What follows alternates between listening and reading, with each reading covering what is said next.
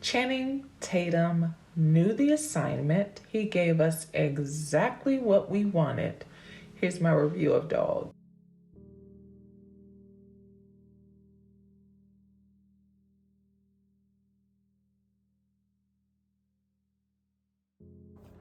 Dog is a buddy comedy starring Channing Tatum, who plays Staff Sergeant Briggs, a pill popping, medically discharged Army combat veteran who,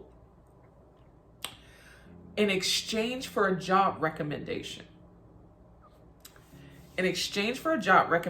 from his captain, agrees to escort a bomb-sniffing canine played by a gorgeous Belgian Malinois, agrees to escort her cross-country to her military trainer's funeral. Now, this is Channing's directorial debut. He co-directed this with Reed Carolyn, who's the producer of Magic Mike, and they're teaming together for the next Magic Mike. Carolyn also co-wrote the screenplay. The co-star, again, of this film is a Belgian Malinois named Lulu, who plays the combat canine. They managed to find the one human on this planet, so gorgeous, on this planet who can compete on screen with the beautiful Belgian Malinois, Channing. Like, you can't take your eyes off either of them. Now, we all know that Army Rangers are hot. That's a fact. Everybody knows. Even Ethan Suplee. Oh my gosh. He's come such a long way from Remember the Titans and My Name is Earl. He plays a retired Army Ranger in the film and also owns Lulu's brother. Warning, this review is spoiler heavy. Okay, boom. Right out the gate, the very first frame, they give us our money's worth, and they know exactly what we've come to see. We see Channing in his skivvies, but he's on the floor in the fetal position, tortured by pain. He had had brain surgery and he gets these bouts of pain from that surgery, the remnants of it. He sporadically suffers from seizures, from all of those bomb explosions and attacks while he was deployed in Afghanistan. He's done several tours in Afghanistan. He pops pills to minimally alleviate the pain. He lives alone, no family, no lady. He works a 9 to 5 as he waits medical clearance to work as a civilian for a security company, one of those Blackwater deals that pays $200,000 a year. Well, one day, Raleigh Rodriguez, that's one of his combat veterans he was deployed with, he dies from apparent suicide. Well, he dies. The squad gets together at a bar. They get wasted, reminiscing about their time together with Raleigh Rodriguez and so forth. Well, Briggs takes the time to speak with his captain, begging for a recommendation so he can get this job. The captain declines, but Briggs does not take no for an answer. So the next 0700, he's on the base, begging the captain again. Well, this time the captain says, okay, I'll consider giving you a recommendation if you escort Rodriguez's dog to Arizona, where they're having the funeral. Escort this dog and the personal effects of Rodriguez, and I will consider giving you this recommendation. Well, Briggs says this is a breeze, perfect. So he agrees to take Lulu. Well, if he takes Rodriguez's dog Lulu and a backpack with Rodriguez's personal effects to the funeral in Arizona, then after the funeral, Briggs must take Lulu to the base to be euthanized because she's completed her mission. Well, this sounds like a breeze to Briggs until he goes to collect Lulu. She seemingly hates everyone except Rodriguez. She suffers from anxiety So if anyone goes near her ears, she attacks.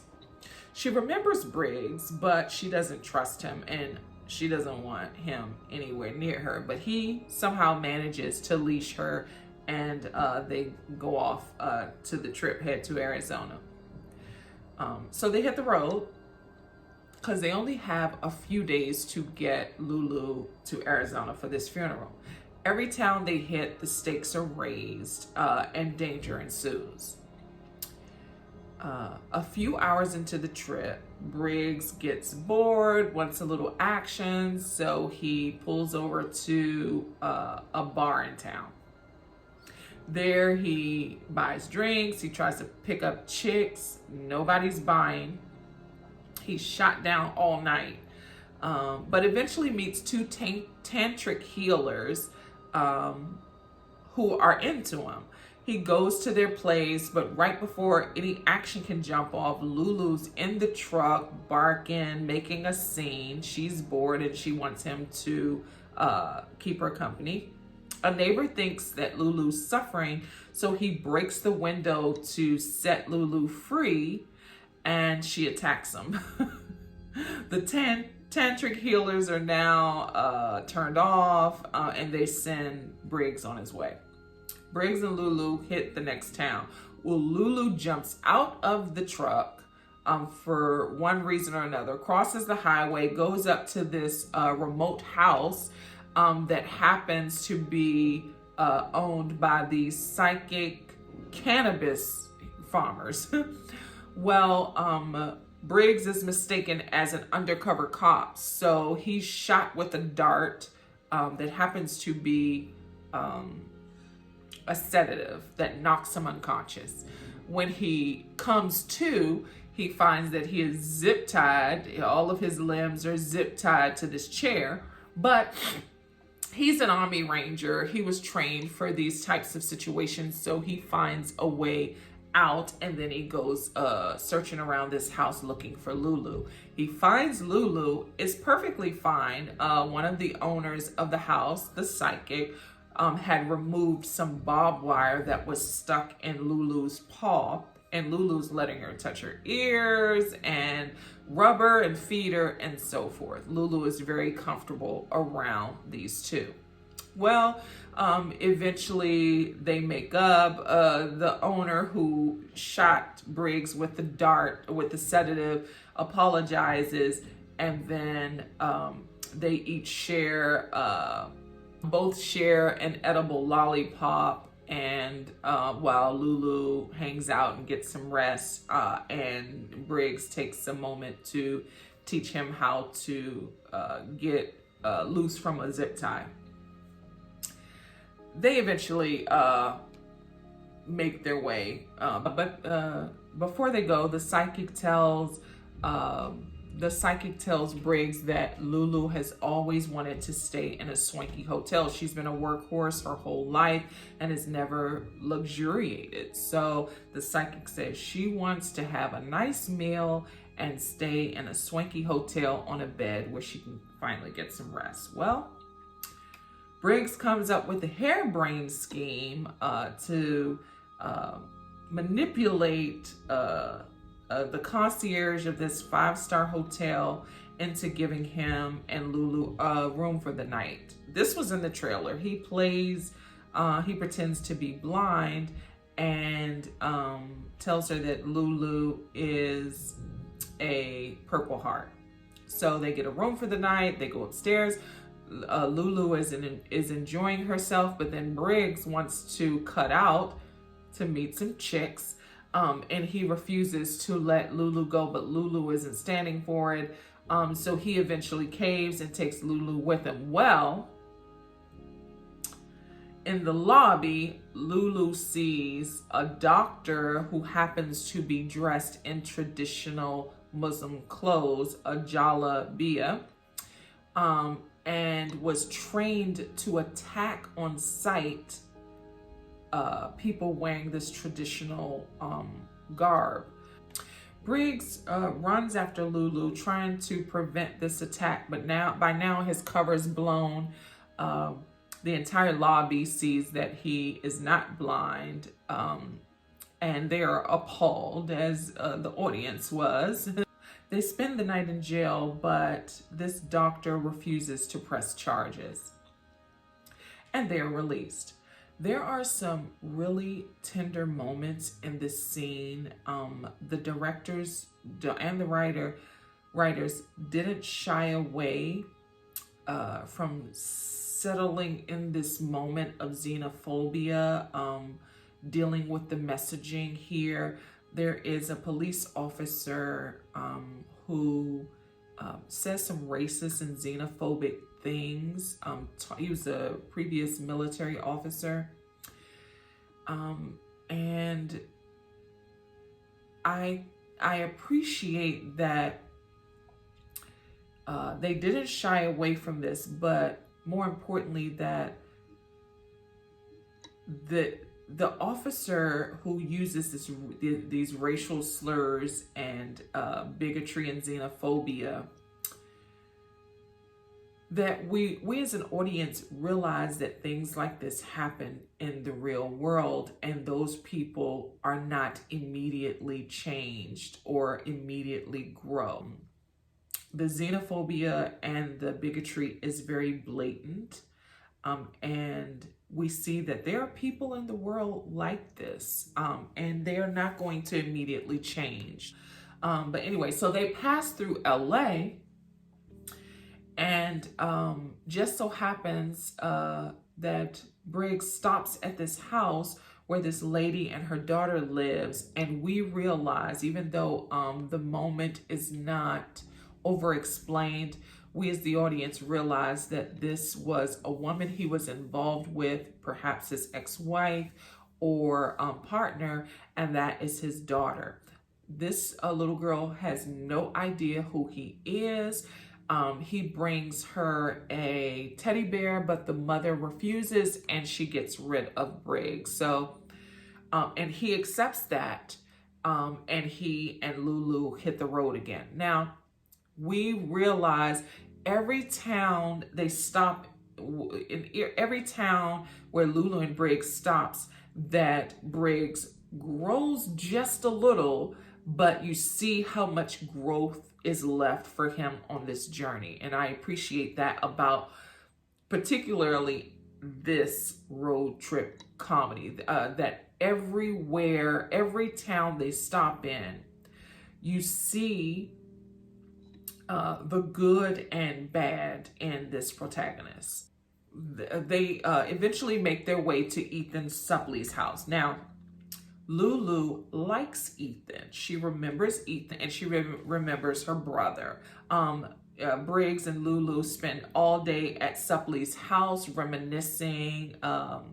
Briggs and Suppley reminisce about Rodriguez, his service, the time they shared while being deployed in Afghanistan, and their tours together.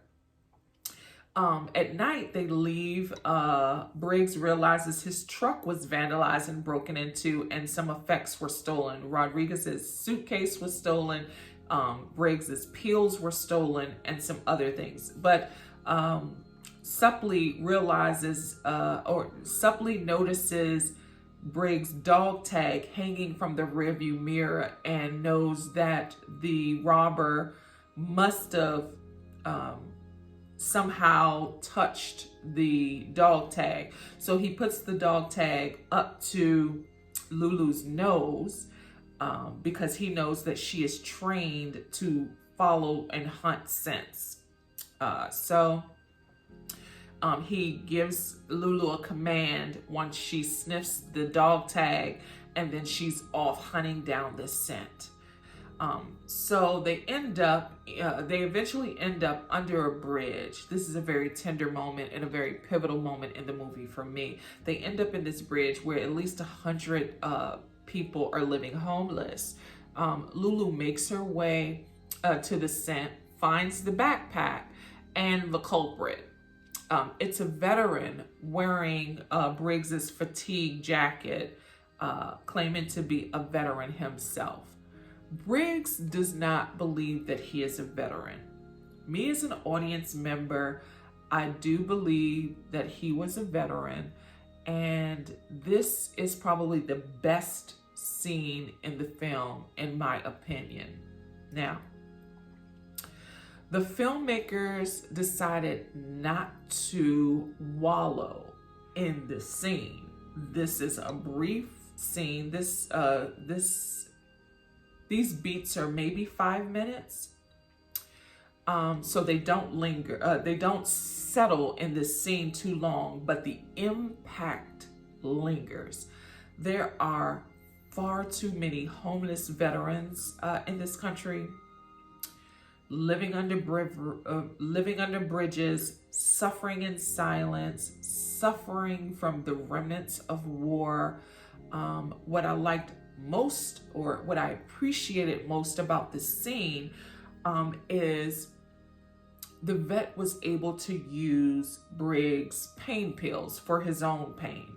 This isn't detailed and over-explained in the scene, but you can just imagine that you can just imagine all of the homeless veterans across this country living under bridges, unable to make it to the VA for medical attention.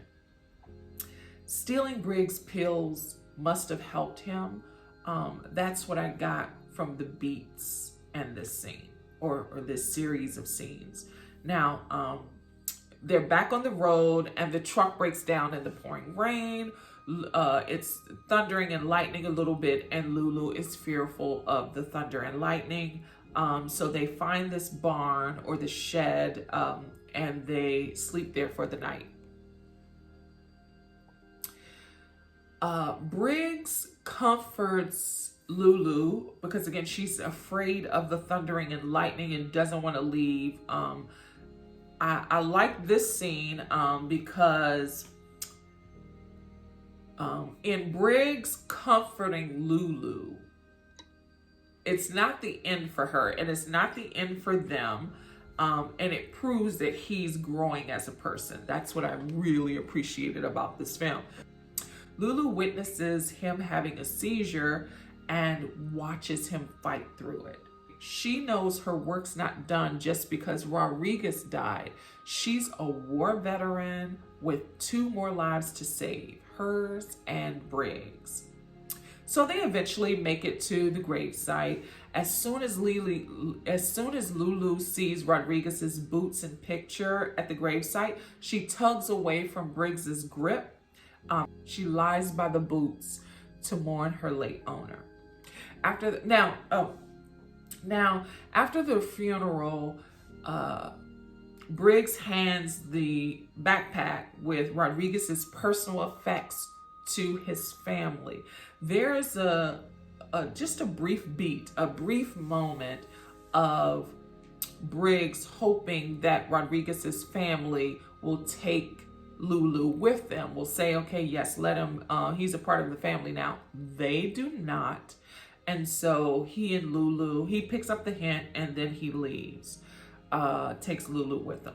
They go off, get his truck fixed, and he takes Lulu to this open field, shares some popcorn with her, and tells her to run, break free, get away, so that she can avoid being euthanized. She refuses.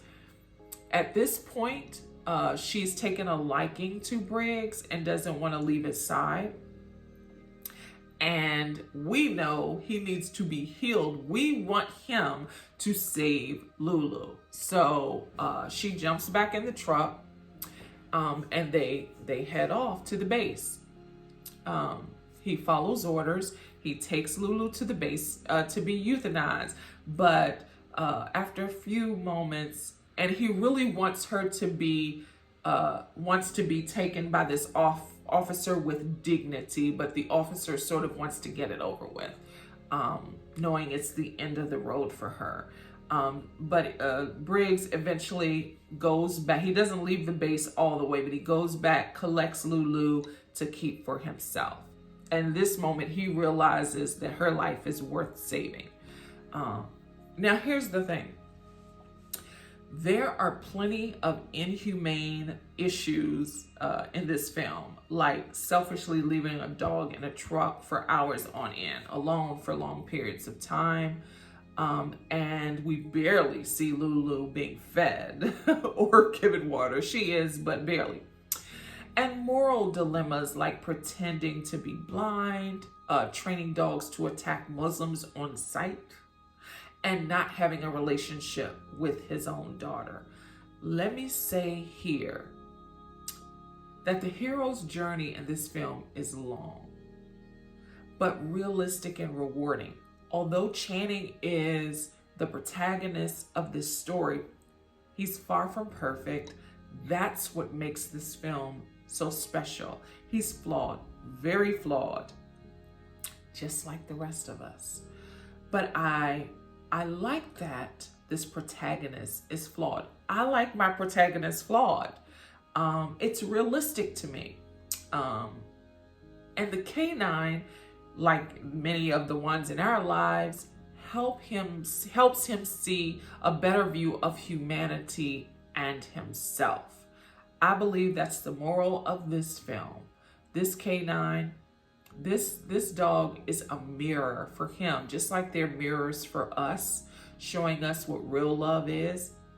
I like that he sees there's more life left in Lulu and that she's worth saving, and that it's the least he can do to prove he appreciates her service for serving this country. Again, she's his mirror. I appreciate that after he returns to save Lulu's life, he returns to save his own daughter's life. So he returns to that house to fight for his daughter. Heroes aren't perfect. They have to learn to be selfless, like we have to learn to be selfless. That gives them a human quality that we see in ourselves. This is a fantastic film. The soundtrack is phenomenal. The whole theater, I loved when the whole theater sang along to The Gambler by Kenny Rogers. The audience was chanting, know when to hold them, know when to fold them, know when to walk away, know when to run. It was such a great moment in the film when this song played. They practically played the whole song, and I loved that the audience sang along. It's just a feel-good movie.